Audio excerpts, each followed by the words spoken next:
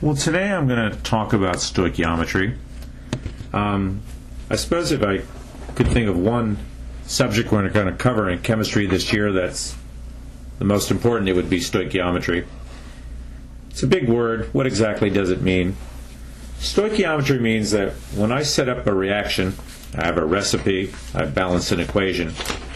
How do I know exactly how much product I'm going to get based on how many reactants that I started with? We need to use all the skills that we've learned first semester, translating chemistry, making the correct formulas, balancing equations with coefficients, learning how to use molar masses and so forth to figure this out. It's a big subject. We're going to baby up on it. And I want to talk about only two things today in part one, which is mole to mole conversion, and we're also going to talk about mole to mass conversion. So let's get started on this. First thing I'd like to talk about is mole to mole conversion. Okay, let's suppose that I have a very simple reaction. This is you guys having lunch, right? You eat sugar, you breathe oxygen, and you produce carbon dioxide and water. Very, very simple. Well, here's the first thing we need to do before we get started on it. We always said it's all about moles, so let's go ahead and balance this equation here. Okay, let's take a look at it. Carbon, hydrogen, oxygen. We said we'd always do the carbon first, right? So let's do that. We have 6 carbons here. We've only got 1 over here. So let's put 6 in there, and I think I'm going to switch the color just so you can really see what I'm doing. Very good. Now we've got 12 hydrogens and 6 oxygens. Let's do the hydrogens next. 2 over here. We want 12, so let's times by 6 also. Not getting my red color there. Let's try that again. Okay. How about my oxygens? 6 times 2 is 12. 6 times 1 is 6. That gives me 18. Got 6 over here, so I need 12 over here. So we have to get another 6. So it's all 6s to balance this guy out. Okay. Now think about this as a recipe. Let me read it to you again. You take 1 mole of sugar and you add 6 moles of oxygen. And if the reaction goes all the way, that is, nobody's limiting, we should get 6 moles of carbon dioxide and 6 moles of water. So the ratios are 1 to 6 is 6 to 6. Okay, here's the question. Given that oxygen is unlimited, if I eat 10 moles of sugar, how much carbon dioxide gas do I fart? Okay. Now the important thing here is not the farting. The important thing is that oxygen is unlimited. Remember last time we talked about limiting reactions, and the whole point of that thing was you only get product determined by who the limiting reactant is. The other guy really doesn't matter. So, who is the limiting reactant here? Well, if oxygen is unlimited, we have tons of oxygen, right? We'll cross that out. So the limiting reactant here will be the sugar. That's the one that we're really interested in, the sugar. Okay, the amount of sugar here is going to determine the amount of carbon dioxide. Very good. Let's go ahead now and write it down. So, I'm going to bring up a text here, and let's put it in here.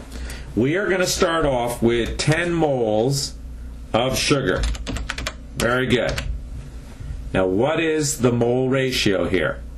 Well, the mole ratio, if you look at my recipe there, says that I get 6 moles of carbon dioxide for every 1 mole of sugar. 6 to 1. I get 6 from 1, right? And that is going to tell me how many moles of carbon dioxide I should get. Very good. So I get 6 moles from every 1 mole of sugar. That was the ratio. Pretty complicated math, huh? 10 times 6 is 60 divided by 1 means the answer is I get 60 moles of carbon dioxide. I only was able to get that ratio because I balanced this equation out. Okay. So far so good? Let's move on. How about another example here? Lead iodide plus potassium chloride equals lead chloride plus potassium iodide. Before we get to the question, let's automatically assume we got to balance this equation. Is it balanced? 1 lead, 2 iodides, 1 iodide. That's no good. Let's balance that guy. 2 potassiums. Oops. We need to have 2 potassiums up there. How are we doing? 2 chlorides, 2 chlorides. Looks good. So the molar ratio is 1 to 2 is to 1 to 2. The mole-to-mole ratio, right? We see that from the recipe. Now, here's the problem. Assuming that potassium chloride is unlimited, so that's not important, right? Let's go ahead and cross that out so we don't forget. This doesn't matter. That is not going to determine how much product I get. If that is unlimited and I have 10 moles of potassium iodide, how many moles do I get? 10 moles of lead iodide, how many moles of potassium iodide do I get? Let's go ahead and write that out there using our mole-to-mole conversions. So we start out with 10 moles of potassium iodide, right? And we're going to multiply that by the mole-to-mole ratio. What's the ratio? Well, I get 2 moles of potassium iodide. 2 moles of potassium iodide for every 1 mole, right? For every 1 mole of lead iodide. Let's bring that back here so you can see it a little better. Okay, very good. Complicated math. So if I have 10 moles of lead iodide and I get 2 for every 1 mole, 10 times 2 is 20, divided by 1 is still 20, and the answer is I get 20 moles of potassium iodide. Simple enough. Now I know most of you could probably just see that from the equation. You could see that 1 gives you 2, so we knew that already. But I want you to get in the habit of doing it this way because when we really learn all the pieces of stoichiometry, it's going to be important to have this step in there. Okay, let's move on.